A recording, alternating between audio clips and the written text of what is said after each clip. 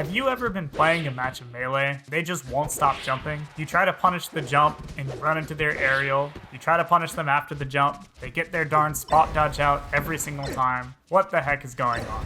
Well, luckily for you, I'm Drug Fox and I'm here to help you figure it out.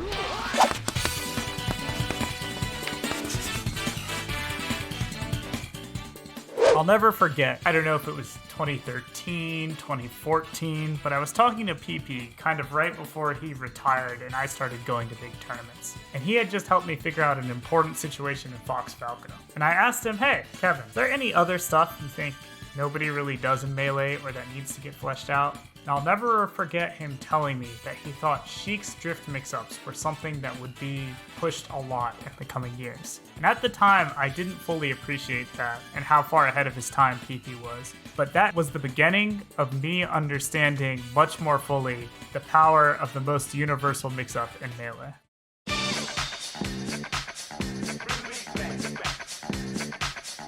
So one of the most universal mix-ups in Melee and possibly across Smash games is mixing up whether you fast fall or don't fast fall when you're in the air. In particular, something to note about this is that if you don't fast fall, it gives you the ability to drift for longer. People obviously know that you can drift while you fast fall, but it makes you touch the ground so quickly that often you won't get as much drift as possible. But if we were to compare it to Fox or something, who lands very quickly from his short hop, the variation on whether he fast falls or doesn't is only a few frames. But if we were to compare it to, say, Fox's full hop, I think that's roughly the same number of frames as Sheik or Marth's short hop. So the way this mix-up applies is essentially the same. So most people who watch or play Smash in any capacity know that they should mix up what they do while they are in the air. And you hear a lot of people talk about drift mix-ups and fast fall mix-ups. But I think there is a very particular way to go about defining how this mix-up works, and I'm going to try to define it here. So essentially, anytime you are trying to directly interact with someone's jump, you have to make some sort of read on whether they are fast falling or not fast falling. And I'll use Sheik or Marth as an example because I think they're the easiest to reference. But essentially, when a Sheik short hops and whiffs a fair, for example, it is less about whiff punishing the fair and more about reading the fact that she is going to fast fall. This is completely unreactable, so you're going to see her jump, and by the time she reaches around the peak, you're just making an assumption that, okay, she's going to fast fall now, so I'm going to go in with the timing to where her fair will whiff and I'll punish her landing. Now, of course, if she doesn't fast fall, what's going to happen is that she's still going to be in the air by the time you arrive there. So if she's still in the air, you guessed it, she can just do a forward air and hit you as you run in to hit her, thinking that she had already landed.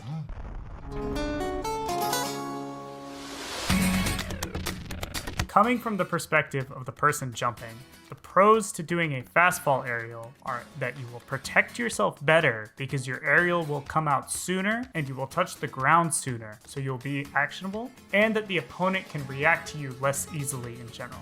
The main benefit to delaying your fast fall is that you will be able to react more while airborne and be trickier, but the downside is that if your opponent just wants to commit to hitting you, you'll be very easy to hit. Let me give you an example of this. If I were playing Fox, and I'm fishing for the Marth to jump or the Sheik to jump, and I see it, if Marth is looking to do more of a delayed aerial and a no fastball to play more reactively in the air, the downside for him is that if I run up and just challenge him directly, I get a very juicy opener with a narrow up smash on reaction. Now, if they commit to an earlier aerial, for example, Marth does rising nair into a fastfall, I will just run straight into it if I choose to react to the jump. This is why sometimes you might be playing and see someone short hop and just hit it and go, wow, I just reacted so well. While other times you might see a Sheik jump and go, I'm just gonna nair her, and then you just get slapped out of the air over and over. So this brings up something very, very important, which is, well, is every time I interact with their jump just a 50-50? Is it more complicated than that, etc.?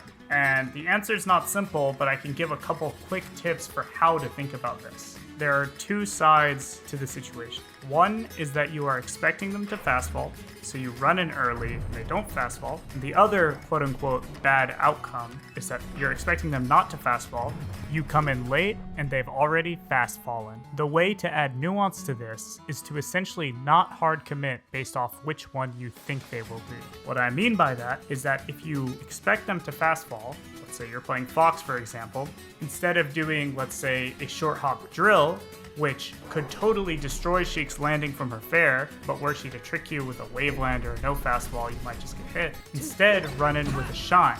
The reason for this is because if you plan on running in with a shine, and you realize midway through your decision that she hasn't fast fallen, you can just choose to crouch cancel instead.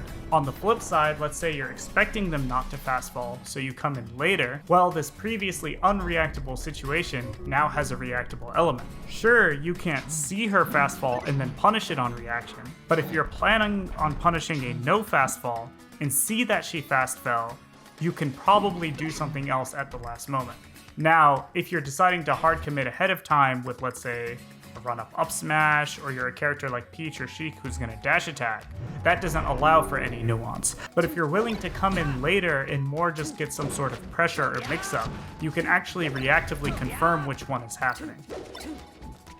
I've talked a lot about how to deal with this mix-up, and at this point you're probably thinking, well, Sammy, why would I even jump then if they can just play in this nuanced way and just react to everything and not engage directly? Well, the reality is that using aerials and jumps to zone people out is less committal than using ground moves. If I'm playing Marth, for example, I don't want to have to pivot grab every single time I think you're going to approach, because if that grab whiffs, I am in 30 frames of lag. On the other hand, my fair only has 7 frames of lag, and if I do the latest possible fair, there's only a 2 or 3 frame window where you're even going to be able to get past the reach of my sword and then still punish my landing before I move. So even though there could be this more nuanced way to approach, it's not that I should be jumping and then saying, oh, I just hope this works. It's that specifically I want to jump when I think you're going to come in, but I don't want to commit as hard. And then if I'm wrong about that, that's when you get your chance to play in a more nuanced way. But if my read is correct that you're coming in as I jump, I'm pretty much guaranteed to zone you out. Stark, we need a plan of attack. I have a plan. Attack.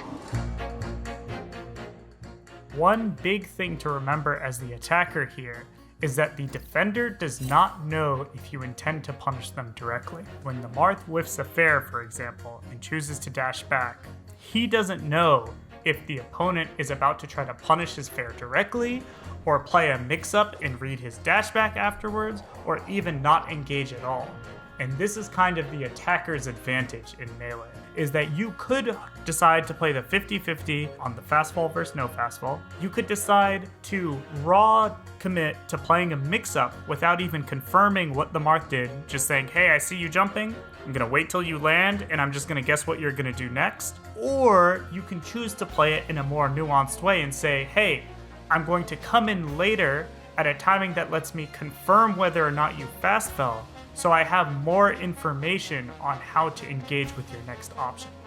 The fact that you can do any of these 3 things as the attacker, but the defender always has to be worried about you directly trying to hit them after their jump, is the main advantage you have. Again though, this doesn't make jumping bad, because jumping is the least committal way to interact with someone approaching you. So it's kind of a trade-off. If you jump because they come in and you're right, you'll have a low commitment way of zoning them out, and often once your moves start knocking down or knocking up, you get a pretty high reward as well. On the flip side, if your opponent is able to bait you into jumping without committing, they get a small opportunity to interact with you. All of that said, at the end of the day, every situation in Melee, unless there is an absurd positional advantage, is just a guessing game. And that's why regardless of whether you're on offense or on defense, you have a pretty good shot of winning the situation if you understand it well. Thanks for watching.